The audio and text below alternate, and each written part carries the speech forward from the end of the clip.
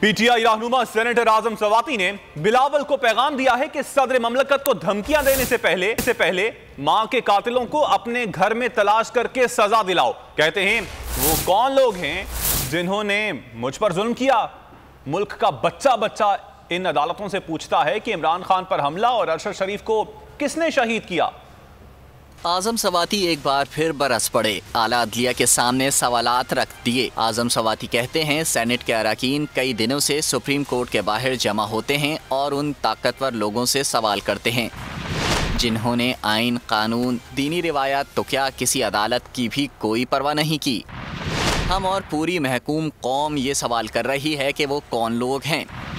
आजम खान सवाती ने कहा, जजों ने अपने तमाम तारीखी फैसलों में ये लिखा है कि आइन और कानून की नज़र में तमाम शहरी बराबर हैं।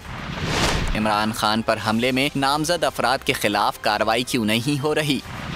क्या इन लोगों के लिए पार्लियामेंट अलग कानून बनाए और लिख कर दे ये चंद लोग हर कानून और अदालतों से बालातर हैं। अवाम को जुल्म के खिलाफ कानून की बालादस्ती के लिए उठकर इमरान खान की हकीकी आज़ादी मार्च का साथ देना चाहिए।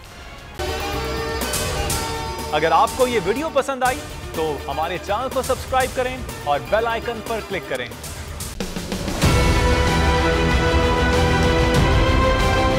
मैं आज बोल्ड टीवी वाले शोएब शेख को, उन्होंने उसकी जिंदगी को खतरा अब हो गया।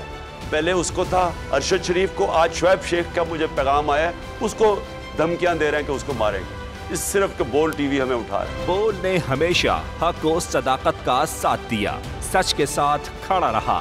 हम हैं मिसाल अब्र, मगर इस हवा से हम डर कर सिमट ही जाएंगे, ऐसे भी हम नहीं। बड़ी मुश्किलात, बड़े बड़े चैलेंजेस, सिर्फ बोल खड़ा रहा, बोल डटा रहा। बोल को है जरूरत अवाम के दुआओं की। इजहार आसाती के लिए, पाकिस्तान के लिए, पाकिस्तानी अवाम के लिए।